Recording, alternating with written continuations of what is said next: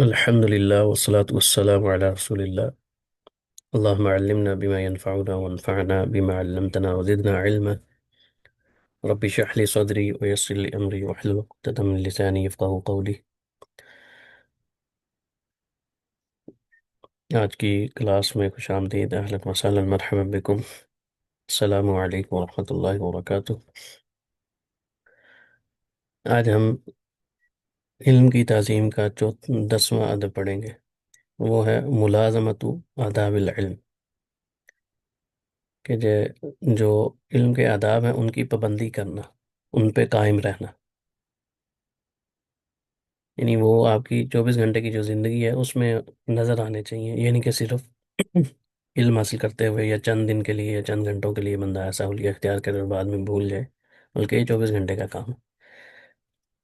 تو اس میں علامہ ابن القیم رحمہ اللہ اپنی کتاب، ان کی مدارج السالکین کتاب ہے، اس میں فرماتے ہیں کہ ادب المرء عنوان سعادتہ و فلاحہ.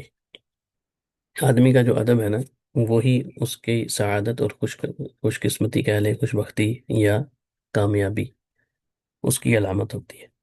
یعنی جو بندہ ادب کرتا ہے یہ اس کی خوش قسمتی اور کامیابی کی علامت ہے. وقلت ادبہ عنوان شقاوتہ و بوارہ. اور جو بندہ کم ادب کرنے والا ہوتا ہے یا بے ادب ہوتا ہے، اس کے پاس ادب ہی نہیں ہوتا، وہ اس کی بدبختی کی علامت ہوتی ہے، اس کی ہلاکت کی علامت ہے. فمستجلب خیر الدنیا والآخرہ بمثل الادب. ادب سے بڑھ کے کوئی بھی چیز جو ہے نا، دنیا کی چاہے خیر ہو یا آخرت کی، ان دونوں خیروں کو حاصل کرنے میں ادب سے بڑھ کے کوئی چیز معاون نہیں ہے. سب سے زیادہ اس کے ذریعے انسان جو ہے نا وہ کسی چیز کو حاصل کر سکتا ہے، چاہے وہ دنیا کی کوئی خیر کی چیز ہو یا آخرت میں کام آنے والی ہے. وَلَسْتُجْلِبَ حِرْمَانُهُمَا بِمِثْلِ قِلَّةِ الْأَدَبِ. اور ان دونوں کو ضائع کرنے والی چیز، محروم کرنے والی چیز، وہ بے ادبی ہوتی ہے. جو بندہ بے ادب ہوتا ہے نا، اس کو نہ علم ملتا ہے، نہ دنیا کی خیر ملتی ہے، نہ آخرت میں ملتی ہے. جیسے آگے شعر میں شیخ صاحب کہتے ہیں وَالْمَرْءُ لَا يَسْمُو بِغَيْرِ الْأَدَبِ وَإِنْ يَكُنْ ذَا حَسَبٍ وَنَسَبٍ. آدمی جو کبھی بھی بلندی نہیں پاتا، بلند مقام پہ بغیر ادب کے انسان نہیں پہنچ سکتا، چاہے وہ جتنا ہی حسب نسب کا مالک ہو، وہ چاہے بڑے خاندان کا مالک ہو، اس کے بڑا خاندان ہو، معروف ہو، کچھ بھی ہو، لیکن خاندان کی نمبر پلیٹ اس کے ہاتھ لگی ہو لیکن وہ بے ادب ہو، تو وہ بلند مقام پہ نہیں جا سکتا. یعنی اس کی جو عزت ہے وہ نہیں ہوگی. ایسے کسی بڑے عہدے پہ چلا جائے گا، لوگ اس کو پھر بھی گالیاں دیں گے، اس کی کوئی عزت نہیں ہوگی دلوں کے اندر. لیکن کوئی چھوٹے عہدے پہ ہے یا کوئی چھوٹے مقام پہ ہے لیکن اس کے اندر ادب ہے، تو لوگ اس کا احترام زیادہ کریں گے. یہ یہاں پہ مقصود ہے. وہ کہہ رہے ہیں وَإِنَّمَا يَصْلُحُ لِلْعِلْمِ مَنْ تَأَدَّبَ بِآدَابِهِ فِي نَفْسِهِ وَدَرْسِهِ وَمَعَ شَيْخِهِ وَقَرِينِهِ. علم کا جو میدان ہوتا ہے نا، اس میں 4 طرح کا ادب ہونا چاہیے. ایک تو انسان کے اپنے نفس کے ساتھ، اس کے اپنے اندر علم کا کتنا ادب ہے، اس کے دل میں علم کی کیا تعظیم ہے، وہ کتنی اہمیت دیتا ہے علم کو. یہ اس کی ذات کے ساتھ تعلق ہے اس شخص کا، کہ اس کے دل میں احترام ہے کہ نہیں علم کا.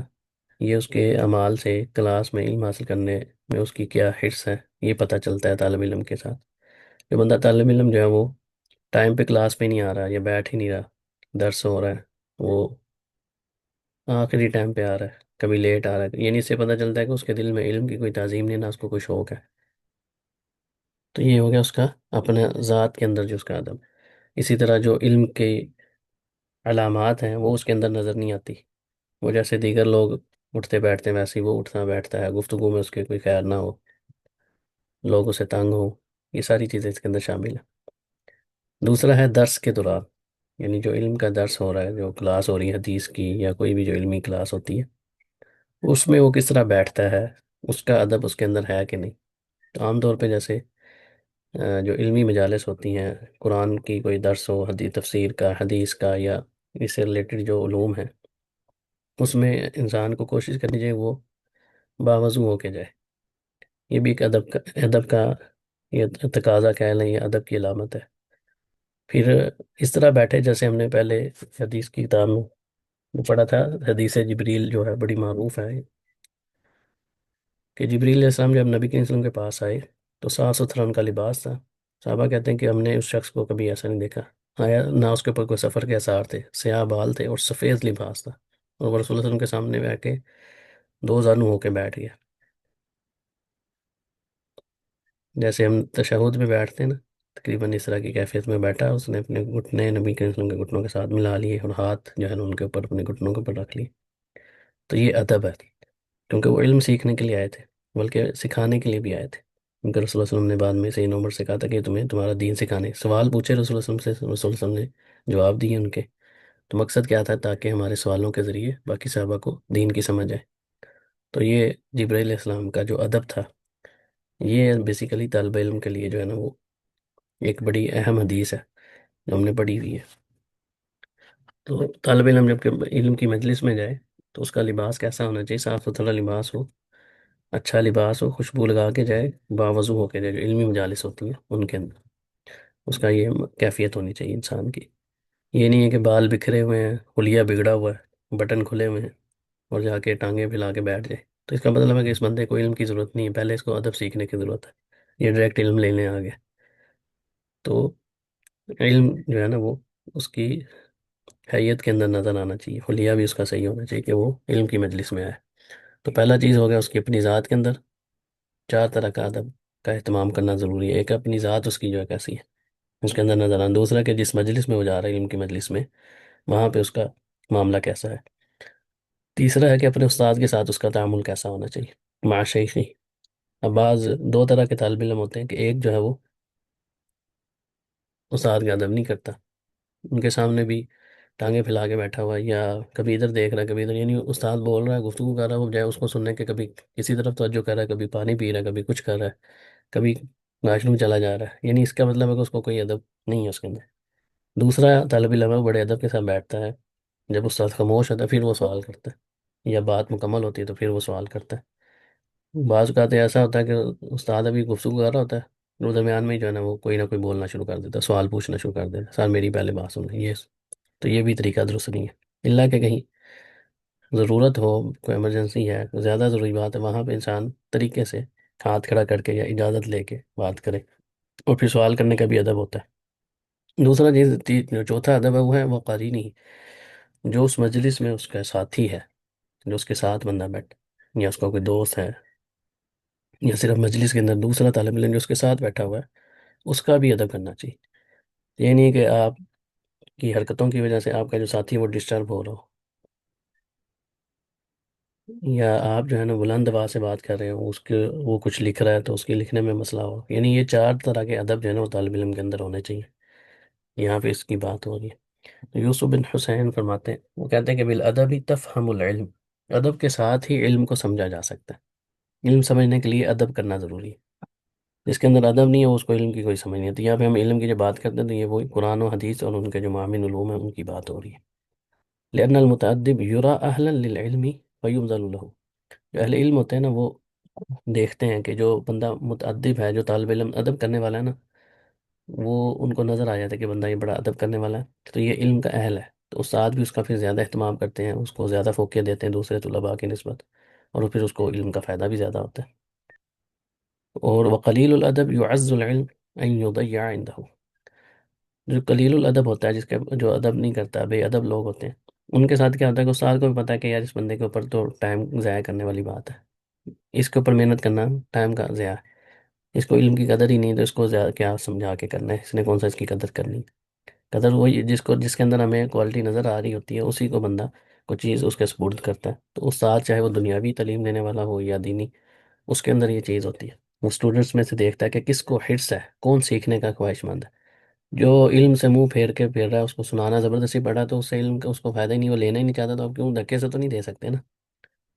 جو بندہ خود آپ کے پاس چل کے آئے گا، سیکھے گا، تو پھر ہی پتہ چلے گا کہ کون سا طالب علم واقعی حقیقی معنوں میں علم کی جو طالب علم ہے اس کا مطلب کیا ہے؟ علم کی طلب کرنے والا. ٹھیک ہے. تو جس کے اندر یہ چیز نظر آئے گی اسی کو استاد بھی اہتمام کرتے ہیں. جس کے اندر یہ چیزیں نہیں نظر آتی وہ پھر کیا کرتے ہیں، وہ اپنا ٹائم ضائع کر کے نکل جاتے ہیں، جیسے آئے تھے ویسے ہی نکل جاتے ہیں. ومن هنا كان السلف رحمه الله يهتمون بتعلم الادب كما يهتمون بتعلم العلم. یہ بڑا اہم نقطہ ہے کہ سلف صالحین کی جب ہم بات کرتے ہیں تو وہ سب سے پہلے کون کون آتے ہیں؟ میں نے کئی دفعہ یہ بات بتائی بھی ہے. جی. سلف صالحین سے مراد کون ہے؟ اولین جو جن کو ہم سلف صالحین بولتے ہیں وہ کون ہے؟ جی، عاصم صاحب، فائقہ، مانور اور سسٹر نرگس۔ جی استاد جی، جی، اس میں صحابہ کرام رضوان اللہ تعالی اجمعین اور تبع تابعین اور آگے سے پھر تبع احسن۔ تابعین کے بعد کیا کون آئیں گے؟ تابعین ہوتے ہیں، پھر تبع تابعین آتے ہیں، پہلے تابعین ہوتے ہیں جی جو صحابہ جی، کو جنہوں نے جنہوں نے دیکھا صحابہ ایمان کے کرام کو حالت میں، اور دیکھا اس ہو۔ کے بعد تبع تابعین، ٹھیک ہے، احسن تو یہ سب سے اولین جو ہے نا وہ ہوں، صحابہ کرام ہی ہوتے ہیں۔ سلف صالحین کی جب ہم بات کرتے ہیں، سلف کا مطلب ہوتا ہے گزرا ہوا، صالحین یعنی نیک جو لوگ گزرے ہوئے ہیں۔ تو اس کے بعد بھی دیگر ائمہ کرام ہیں، جیسے امام احمد بن حنبل ہیں، ابو حنیفہ رحمہ اللہ ہیں، دیگر جو ائمہ ہیں۔ لیکن اولین جو ہوتے ہیں ان سے مراد سلف صالحین کا جو اصل اطلاق ہوتا ہے وہ ان تین قرون پہ ہوتا ہے، جن کو رسول اللہ علیہ وسلم نے خیر القرون کہا ہے۔ تو ان کا جو طریقہ کار تھا نا، وہ کیا کرتے تھے، یہتمون بتعلم الادب کما یہتمون بتعلم العلم۔ وہ علم کا اہتمام جس طرح کرتے ہیں نا، اسی طرح وہ ادب کا اہتمام کرتے ہیں، علم کے ادب کا۔ تو ہمارے یہاں علم کا اہتمام کرنے میں تو زیادہ زور دیا جاتا ہے، لیکن جو علم کا ادب ہے نا اس پہ توجہ کم دی جاتی ہے۔ لیکن ان کا معاملہ برعکس تھا، وہ علم کو حاصل کرنے سے پہلے اس کا ادب سیکھتے تھے، جیسے آگے آ رہا ہے۔ قال ابن سیرین، یہ بھی تابعی ہیں، محمد بن ابن سیرین کہتے ہیں کہ کانوا یتعلمون الہدی کما یتعلمون العلم۔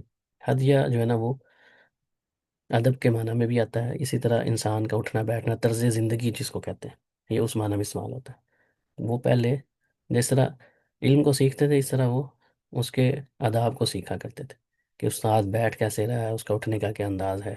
اور یہ چیزیں رسول اللہ صلی اللہ علیہ وسلم سے صحابہ نے سیکھی، پھر انہیں آگے اپنے شاگردوں کو سکھلائی۔ تو یہی جو علماء ہیں یا اہل علم لوگ ہوتے ہیں، ان کا جو اٹھنا بیٹھنا ہے، گفتگو کا انداز ہے، وہ ایسے عام لوگوں جیسا نہیں ہونا چاہیے کہ اس کی گفتگو ایسی ہو جیسے کوئی گلی محلے کا کوئی بندہ بیٹھا ہوتا ہے، یا تھڑوں پہ بیٹھ کے لوگ گفتگو کرتے ہیں، ایسی اگر اس کی گفتگو ہوگی، اس کا مطلب ہے کہ اس کو ادب کا پتہ ہی نہیں۔ تو استاد ہو یا طالب علم ہو، اس کو چاہیے کہ اپنا حلیہ، اپنی گفتگو، اپنا طرز زندگی جو ہے نا وہ دور سے پتہ چلے کہ بھی یہ طالب علم ہے، یعنی یہ اصل چیز ہے۔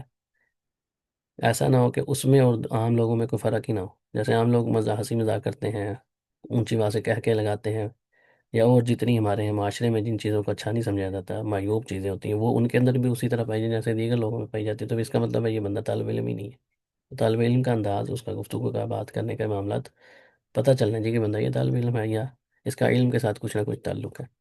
تو وہ لوگ کیا کرتے تھے کہ پہلے ادب کو بھی اسی طرح سیکھتے جیسے علم کو سیکھتے۔ اسی طرح وہ کہتے ہیں کہ بل ان طائفة منهم يقدمون تعلمه على تعلم العلم۔ یہ اس سے بھی اہم بات ہے، کہتے ہیں بلکہ بعض گروہ تو ایسے تھے وہ ادب پہلے سیکھتے تھے، علم بعد میں سیکھتے تھے۔ یہ وہ ادب کو سیکھنے کی تقدیم کرتے، تقدیم یعنی پہلے اس کو سیکھتے اس کے بعد وہ علم کو سیکھتے۔ یعنی ادب ہوگا تو پھر آپ کو کچھ ملے گا نا، ادب ہی نہیں ہے تو پھر کیا ملنا ہے۔ تو مالک بن انس لفتم من قریش، وہ فرماتے ہیں قریش کے ایک نوجوان سے، اس نے کہا یبن اخی، اے میرے بیٹے، اے میرے بھائی کے بیٹے، تعلم الادب قبل ان تتعلم العلم۔ ادب کو پہلے سیکھو، اس کے بعد علم کو سیکھو۔ علم سیکھنے سے پہلے کس کو سیکھنا؟ علم کو، ادب کو۔ اچھا، کہہ رہے ہیں جی آواز صحیح نہیں، میری آواز باقی سب کو صحیح آ رہی ہے؟ جی، یا سلو آ رہی ہے آپ کی طرف آواز؟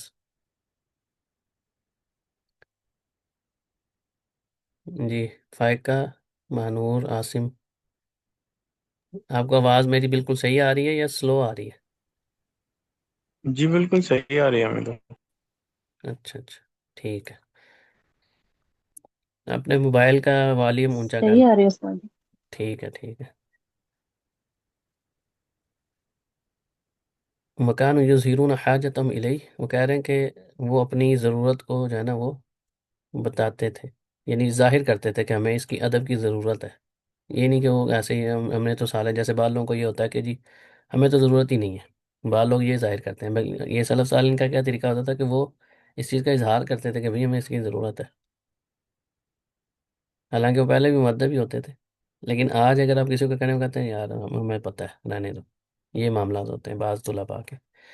ایسے وہ کہتے ہیں کہ قال مخلد بن حسین ابن المبارک یومن نحن الى کثیر من الادب احوج منا الى کثیر من العلم، آج ہمیں علم سے زیادہ جو ہے نا وہ ادب سیکھنے کی ضرورت ہے. وکانوا یوصون به ویرشدون الیہ، وہ اس چیز کی وصیت بھی کرتے تھے، یعنی اپنے بعد والوں کو، شاگرد کو کہہ رہا ہے، والد جو ہے وہ، والدین جو ہے اپنے بچوں کو کہتے تھے کہ بھئی علم سیکھنا، اس کی طرف رہنمائی بھی کرتے تھے کہ ادب یہ ہوتے ہیں، اور ساتھ ہی کہتے تھے کہ بھی تم نے ادب سیکھنا. جیسے آگے وہ کہتے ہیں کہ قال مالک، مالک کیا فرماتے ہیں، کانت امی تعممنی، میری والدہ جو ہے نا مجھے امامہ پہناتی، پگڑی میرے سر پہ باندھتی، وتقول لی، اور مجھے کہتی اذهب الى ربیعہ، ربیعہ یعنی اسے مراد ابن عبد الرحمن فقی اہل المدینہ فی زمانہ، اپنے زمانے میں مدینہ کے جو فقیہ تھے، بہت بڑے عالم تھے، ان کی طرف بھیجتی، اور کہتی فتعلم من ادبہ قبل علمہ، علم حاصل کرنے سے پہلے ان کا جو ادب ہے نا، ان کی جو طرز زندگی ہے، وہ تم نے سیکھنا ہے. پگڑی ان کو اس لیے پہناتی تھی تاکہ، کیونکہ وہ کم عمر تھے نا، تو پگڑی پہننے سے تھوڑا سا ان کی عمر بڑی لگتی، یہ کوئی بڑا ہے، تو اس کو جا کے کہتے ہیں تم نے جانا ہے، اور علم سیکھنے سے پہلے تم نے ان کا دیکھنا، ان کو اٹھتے کہتے ہیں، بات کیسے کرتے ہیں، گفتگو کیسے کرتے ہیں، ان کے جو آداب زندگی ہیں وہ تم نے حاصل کرنے پہلے، علم حاصل کرنے سے پہلے. تو والدہ جو تھی وہ ایسے معاملات کرتی تھی. تو والدین کا بھی بڑا ایک اس میں اہم رول ہوتا ہے کہ بچوں کی تربیت جو ہے نا اس میں وہ کیا کرتے ہیں. وَإِنَّمَا حُرِمَ كَثِيرٌ مِّن طَلَبَةِ الْعَصْرِ الْعِلْمَ بِتَضْيِيعِ الْأَدَبِ، آج کے دور میں بہت سے جو طلبہ علم ہیں وہ کیا کرتے ہیں، وہ علم سے محروم ہوتے ہیں. وجہ کیا ہوتی ہے، ان کے اندر ادب نہیں ہوتا، نہ ان کے اندر استاد کا ادب ہوتا ہے، نہ وہ اپنے آپ کا صحیح طرح ادب کرتے ہیں کہ میں کس راستے پہ چلنے والا ہوں. حالانکہ رسول اللہ علیہ وسلم کا فرمان ہے کہ من سلک طریقا یلتمس فیہ علما سہل اللہ بہ لہ طریقا الی الجنہ، کہ جو بندہ بھی علم حاصل کرنے نکلتا ہے، اس کے راستے پہ چلتا ہے، تو اللہ سبحانہ تعالیٰ اس کے لیے جنت کا راستہ آسان کر دیتے ہیں، اس کی وجہ سے، علم حاصل کرنے کی وجہ سے. اور ایک حدیث میں آتا ہے کہ فرشتے اپنے پر بچھاتے ہیں اس کے قدموں میں. تو جب اس کو پتہ ہوگا کہ میں کیا حاصل کرنے جا رہا ہوں، کون سا علم حاصل کرنے جا رہا ہوں، وہی الہی کا علم ہے، قرآن و سنت کا، تو اس سے پہلے اس کے ادب و احترام بھی ہوتے ہیں. جیسے صحابہ کرام کے بارے میں آتا ہے کہ جب نبی کریم صلی اللہ علیہ وسلم گفتگو فرماتے تو صحابہ کرام آپ کی مجلس میں ایسے ہوتے تھے جیسے ان کے سروں پہ پرندے بیٹھے ہوئے ہیں، کہ اگر ہلکی سی بھی انہوں نے حرکت کی تو پرندے اڑ جائیں گے. ایسے ہی ہوتا ہے نا، پرندہ اگر کہیں بیٹھا تو آپ ہلکی حرکت کرنے کا تو پرندہ اڑ جاتا ہے. تو وہ بھی اس طرح آپ وسلم کی مجلس میں بیٹھتے تھے صحابہ کرام. ایسے نہیں ان کو اللہ تعالیٰ نے اتنا مقام دیا، یا آپ وسلم کے ساتھ ہی ہونے کا جو ان کو رتبہ ملا ہے، یہ جو شرف ہے، یہ ان کی اللہ تعالیٰ نے دلوں کو دیکھا ہے کہ بھی کیسے لوگ ہیں، پھر اللہ صلی اللہ علیہ وسلم کا ساتھ نصیب ہوا. آپ وسلم کا ساتھ نصیب ہونا کوئی چھوٹی بات تو نہیں نا. تو اب یہ دیکھیں کہ آپ وسلم کے صحابہ کا یہ ادب ہوتا تھا کہ آپ کی مجلس میں ایسا ہوتا. اور ایک دفعہ ایسا بھی ہوا کہ بعض جو گاؤں کے، جن کو بدو کہا جاتا ہے، جو اعرابی ہوتے وہ آتے، تو ان کا جھٹکا سٹائل ہوتا تھا، جیسے بزرگ ہوتے ہیں گاؤں کے، انہوں نے سیدھی آ کے بات کر دینی. تو ایک دفعہ نبی کریم صلی اللہ علیہ وسلم اپنے حجرہ مبارک میں تھے، تو بعض لوگ آ کے تو انہوں نے دور سے پکارنا شروع کر دی. تو اللہ تعالیٰ نے قرآن پاک میں فرمایا کہ ان کی، تمہاری جو پکار ہے نا، ان کو رسولوں کو پکارنا کا دعا عباد بعد، یہ ایسے نہیں ہونی چاہیے کہ جیسے تم آپس میں ایک دوسرے کو پکارتے. رسول صلی اللہ علیہ وسلم کا یہ معاملہ نہیں ہے کہ آپ جیسے آپس میں ایک دوسرے کو بلا رہے ویسے ہی بلانا ہے. تو آپ نے، اللہ تعالیٰ نے ایک جگہ فرمایا کہ حتی تخرج الیہم لکان خیر اللہ ولو انہم صبروا حتی تخرج الیہم لکان خیر اللہ، اگر وہ صبر کرتے یہاں تک کہ تم، آپ یعنی آپ صلی اللہ علیہ وسلم خود باہر نکل آتے، ان کی طرف آتے، تو یہ زیادہ بہتر تھا. یہ ادب ان کو سکھایا گیا. تو جو ورثۃ الانبیاء ہیں، جن کو رسول اللہ علیہ وسلم کے علم کے وہ وارث ہیں، کیونکہ انبیاء درہم و دینار تو نہیں چھوڑتے، وہ علم کی میراث چھوڑ کے جاتے ہیں.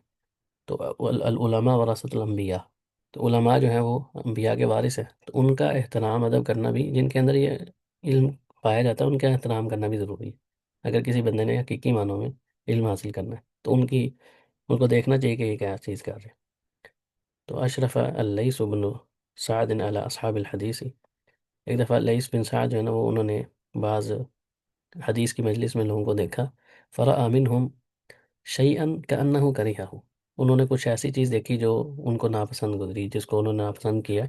فقالت، انہوں نے کہا ما ھذا، یہ کیا ہے، انتم الی یسیر من الادب احوج منکم الی کثیر من العلم، تم جو ہے نا، تمہیں ادب کی طرف جانا چاہیے، تمہیں ادب کی ضرورت ہے، علم سے زیادہ تمہیں ادب کی ضرورت ہے. فماذا یقول اللیث لو رأى اہل، یہ بڑا اہم قول ہے. فماذا یقول اللیث لو رأى حال کثیر من طلاب العلم فی هذا العصر، یہ انہوں نے کس دور میں کہا؟ جو اپنا یعنی صالحین کے دور کی بات ہے نا یہ، جن کے بعد یعنی جو ابتدائی دوسری تیسری چوتھی صدی ہجری کی بات ہے. تو اگر آج وہ طلاب کا حال دیکھ لیں تو آج کے دور میں وہ کیا کہتے ہیں، جب انہوں نے اس دور میں یہ بات کی ہے کہ تمہیں جو ہے نا علم سے زیادہ ادب سیکھنے کی ضرورت ہے. تو اگر آج طلباء کی صورتحال وہ دیکھ لیتے تو پھر وہ کیا کرتے ہیں؟ تو انسان کو یہ چاہیے کہ وہ علم سیکھنے جا رہا ہے تو اس کو سیکھنے سے پہلے جو اس کے آداب ہیں ان کا وہ اہتمام کرے. تو اللہ تعالیٰ سے دعا ہے کہ اللہ تعالیٰ مجھے بھی اور آپ سب کو بھی جو کچھ میں نے سنا اور سنایا ہے اس پر اخلاص کے ساتھ عمل کرنے کی توفیق دے، اور ہمیں بھی ان لوگوں میں شامل کرے جو حقیقی معنوں میں علم کا ادب کرنے والے ہیں، اور ہمیں بھی علم سے محروم نہ رکھے، کیونکہ علم اگر جس کو چاہیے اس کے لیے ضروری ہے کہ وہ اس کا ادب بھی کرے. جیسے ہم نے اوپر 4 آداب پڑھے ہیں کہ ایک طالب علم کا اپنی ذات کے ساتھ ہے کہ وہ اس کا حلیہ کیسا ہے، وہ ان چیزوں کو کیا کرتا ہے، اس کے دل میں علم کی کیا تعظیم ہے. تو ایک قرآن پاک میں آیت میں بھی ہے کہ اگر اللہ تعالیٰ ان کے اندر خیر دیکھتا نا تو ان کو ضرور وہ سنوا دیتا. تو بعض لوگ اپنی حرکتوں کی وجہ سے علم سے دور رہتے ہیں، خیر سے محروم رہتے ہیں، کیونکہ اللہ تعالیٰ کو پتہ ہے کہ یہ اس قابل نہیں ہے کہ اس کو یہ علم دیا جائے یا علم کا یہ بوجھ اٹھا سکے. وجہ کیا ہے کہ اس کے اندر علم کی تعظیم ہی نہیں ہوتی. بعض اوقات ایسا ہوتا ہے کہ ایک کم یعنی جس کو کہتے ہیں کند ذہن بندہ، جو بہت زیادہ ہوشیار چلاک نہیں ہے، وہ زیادہ مسائل سیکھ لیتا ہے، زیادہ علم حاصل کر لیتا ہے بنسبت اس شخص کے جو بہت زیادہ ذہین و فطین ہے لیکن علم ہی نہیں ہے اس کے پاس. وجہ اس کی حالت کے اوپر ہوتی ہے. جیسے اگر ہم آج کی مثال دیں، ایک سٹیفن ہاکنگ نام تھا شاید کسی سائنسدان کا جو بھی کچھ عرصہ پہلے فوت ہوا. بہت بڑا سائنسدان تھا، دنیاوی طور پہ اس کی بڑی دنیا میں ایک نام تھا. لیکن ایک بندہ جیسے ایک چرواہا تھا، اسے پوچھا گیا کہ کیا اللہ کا وجود ہے؟ تو اس نے بڑی خوبصورت بات کی. اس نے کہا کہ جہاں بکریاں ہوتی ہیں تو پتہ ہوتا ہے کہ یہاں پہ اس کو کوئی چلانے والا بھی ہوگا. اگر ہم راستے میں کہیں پہ پاؤں کے نشان دیکھیں، آثار دیکھیں، تو پتہ ہے کہ یہاں سے کوئی گزر کے گیا ہے، یہاں سے اونٹ گزرا ہے، بکریاں گزری ہیں، یا کوئی جانور گزرے یا انسان گزرے. وہاں جو آثار ہوتے ہیں اسے پتہ چل جاتا ہے کہ یہاں سے کون گزر کے گیا. پاؤں کے نشان سے پتہ چل جاتا ہے. تو اتنی بڑی جو کائنات ہے، جو اتنے ہمیں آثار نظر آ رہے ہیں، تو کیا ان کا کوئی خالق نہیں ہے؟ یعنی یہ کس قدر عجیب بات ہے کہ بندہ کہیں صحرا میں گزرے، مٹی کے اوپر دیکھے تو ایک عام آدمی جو پڑھا لکھا جس کو الف بے بھی نہ آتی ہو وہ بھی کہے گا کہ یہاں سے کون گزرا ہے. اگر کسی انسان کے پاؤں گے تو بندہ کہے گا یا نہیں ایسے کوئی بندہ گزرا ہے. کسی جانور کے ہوں گے تو وہ کھور سے پتہ چل جائے گا، قدموں سے نشان سے کہ یہاں سے اونٹ گزرا ہے، بکری گزری ہے، جو بھی. یہ عام آدمی جس کو بچہ بچہ ہو کوئی بھی، یعنی ایک عام آدمی بھی اس چیز کو آرام سے سمجھ سکتا ہے. لیکن ایسا شخص جو اتنا بڑا سائنسدان تھا وہ اللہ کے وجود کا ہی انکار منکر تھا. تو وہ جو چرواہا ہے نا وہ اس بندے سے زیادہ بہتر ہے، جس کو اتنی عقل ہے کہ وہ چھوٹی سی بات جو ہے نا وہ انڈرسٹوڈ سی بات ہے، ایک منطق کے لحاظ سے بھی علمی لحاظ سے بھی وہ سمجھ رہا ہے کہ بھئی جب ایک چھوٹے موٹے آثار سے ہم پتہ کرتے ہیں کہ یہاں سے کون گزرا ہے، اس کا یہاں پہ بکری گزری ہے، انسان گزرا ہے، یا کسی چیز نے کوئی چیز بنی ہوئی دیکھتا تو پتہ ہے کہ اس کا کوئی خالق ہے. یہ چھوٹا موٹا کوئی مثال کے طور پہ کسی کے پاس کوئی ڈیوائس سامنے آتی تو کوئی بھی بندہ یہ تو نہیں کہتا خود بخود بن گئی. کبھی کوئی بندہ ایسا کہتا ہے، کوئی کہے گا تو لوگ کیا کہیں گے، یار یہ اس سے بڑا بیوقوف کون ہے یار. کوئی گلاس کو دیکھے گا، کوئی کمپیوٹر کو دیکھے گا، موبائل کو دیکھے، کپڑے. تو ہمیشہ یہ ایک فطری چیز ہے کہ انسان کو پتہ چلتا ہے کہ اس کو کسی نے بنایا ہے. لیکن وہی انسان جو یہ چھوٹی چیزوں پہ تو اس طرح کی بات کرے اور اتنی بڑی جو کائنات کو اپنی آنکھوں سے دیکھ رہا ہے، سورج کو دیکھ رہا ہے، چاند ستارے، اور آس پاس جو زمین کے اندر پہاڑ ہیں، اتنے بڑے بڑے پہاڑ ہیں، بارش ہے، سمندر ہے، ساری چیزیں دیکھ رہا ہے اور کہ جی ان چیزوں کا کوئی خالق نہیں ہے، ایک دھماکہ اور بن گیا. تو پھر ایسا شخص بیوقوف ہے کہ نہیں ہے؟ یعنی اس کو ساری زندگی گزر گئی، اس کو یہ نہیں پتہ چلا کہ اس کا کوئی خالق بھی ہے. اور ابھی اگر انسان آج کے دور میں خاص طور پہ جیسے اللہ سبحانہ تعالیٰ نے سورہ زاریات میں 28 میں 26ویں بارے کا آخری جو رکوع ہے اس میں فرمایا نا وفی انفسکم افلا تبصرون، تمہارے اپنے جو نفس ہے نا ان کے اندر ہی بڑی نشانیاں ہیں. تو آج جو سائنسی یا بایولوجی پڑھنے والے لوگ ہیں وہ جو انسان کی معلومات انسان کو دیتے ہیں نا، انسان حیران رہ جاتا ہے. میں کل پرسوں ایک پوڈ کاسٹ سن رہا تھا، جو فورینزک لیبارٹری ہوتی ہے نا اس کے حوالے سے تھا. کوئی انڈین ایک یوٹیوبر ہے، ان کے پوڈ کاسٹ میں آیا وہ تو بندہ. تو انہوں نے کہا کہ جو انسان کا بال ہے نا، وہ اگر ہمیں وہاں پہ جو یہاں پہ حادثہ یا کوئی جرم ہوا تھا نا، ہم وہاں پہ جاتے ہیں تو چھوٹے سے بال کا اگر ہمیں ٹکڑا مل جائے تو اس سے ہمیں ڈی این اے سے پتہ چل جاتا ہے بندہ کون ہے، دانتوں سے انسان کی عمر کا پتہ چل جاتا ہے۔ تو پھر بڑی حیران کو انہوں نے بات کی کہ دانتوں کی، انہوں نے کہا کہ ایک جگہ پہ قتل ہوا تو ہم نے دیکھا کہ اس کی گردن پہ بائٹ کے نشان تھے، گردن پہ یا جسم کے کسی حصے پہ، تو اس سے ہم نے پتہ لگایا کہ یہ دانت کس کے ہیں۔ انہوں نے کہا کہ ہر انسان کے جو دانت ہیں نا، جیسے فنگر پرنٹ الگ ہے اسی طرح دانتوں کا ڈیزائن الگ ہے۔ ایسی کئی نشانیاں ہیں انسان کے اپنے ہی اپنی ذات کے اندر، کسی کی تو بات کی بات ہے۔ آنکھوں کا سٹائل ہے وہ الگ ہوگا، فنگر پرنٹس ہیں، اور کئی چیزیں انسان کے ہے کہ بالکل چھوٹا جو چیزیں نظر ہی نہیں آتی اس کے اندر انسان کی پوری میموری ہے کہ انسان کی عادات کون سی ہیں، اس کا خاندان کون سا ہے، یہ کس ٹائپ کا دکھتا ہوگا۔ وہ کہتے ہیں کہ اگر ہمیں تھوڑے مل جائیں تو اس سے ہمیں یہ بھی پتہ چلتا ہے کہ اس بندے کا شکل صورت کیسی ہوگی، اس کے جو کام ہیں وہ کیسے ہیں۔ یعنی یہ انسان کے اپنے اندر یہ چیزیں اللہ تعالیٰ نے رکھی ہیں۔ تو پوری کائنات کو دیکھے، اتنے بڑے بڑے جانور ہیں، اتنی نعمتیں ہیں، سارا کچھ دیکھنے کے بعد انسان کے یہ خود بخود بن گیا، تو ایسا شخص کیا ہوگا کہ اس کے اندر عقل ہی نہیں ہے، عقل سے کام نہیں لے رہا، اور وہ شخص دوسروں کو کیا سمجھ رہا ہے؟ جو بندہ اللہ کو مانتا ہے، اللہ کی عبادت کرتا ہے، وہ اس کو بیوقوف سمجھ رہا تھا۔ تو مقصد بات کرنے کا یہ ہے کہ ایسے آپ کو کئی لوگ نظر آئیں گے جو قلیل الادب ہوں گے تو ان کے پاس علم نہیں ہوگا، نہ کوئی دوسرے پہ کند ذہن بندہ، لیکن وہ اپنے ادب کی وجہ سے، علم کی تعظیم کی وجہ سے اللہ تعالیٰ اس کو وہ علم عطا کر دیتے ہیں جو کہ ذہین و فطین شخص کو نہیں ملتا۔ تو یہ ہر انسان کی اپنی محرومی ہوتی ہے۔ اللہ تعالیٰ سے دعا ہے کہ اللہ تعالیٰ مجھے اور آپ سب کو جو کچھ میں نے سنا اور سنایا ہے اخلاص کے ساتھ عمل کرنے کی توفیق دے۔ بارک اللہ لی و لکم ولسائر المسلمین۔ انشاءاللہ ہم 15 منٹ بعد دوسری کلاس شروع کرتے ہیں بإذن اللہ۔ لنک میں سینڈ کر دوں گا، سیم لنک ہی ہوتا ہے لیکن وہ حدیث کا بھی میں ساتھ لکھ کے سینڈ کرتا ہوں بإذن اللہ۔ دوبارہ اگلی کلاس میں ملاقات ہوتی ہے۔ سبحانک اللہم و بحمدک، نشہد ان لا الہ الا انت، نستغفرک و نتوب الیک، وصلی اللہ علی نبینا محمد وعلی آلہ وصحبہ اجمعین۔ السلام علیکم ورحمۃ اللہ وبرکاتہ۔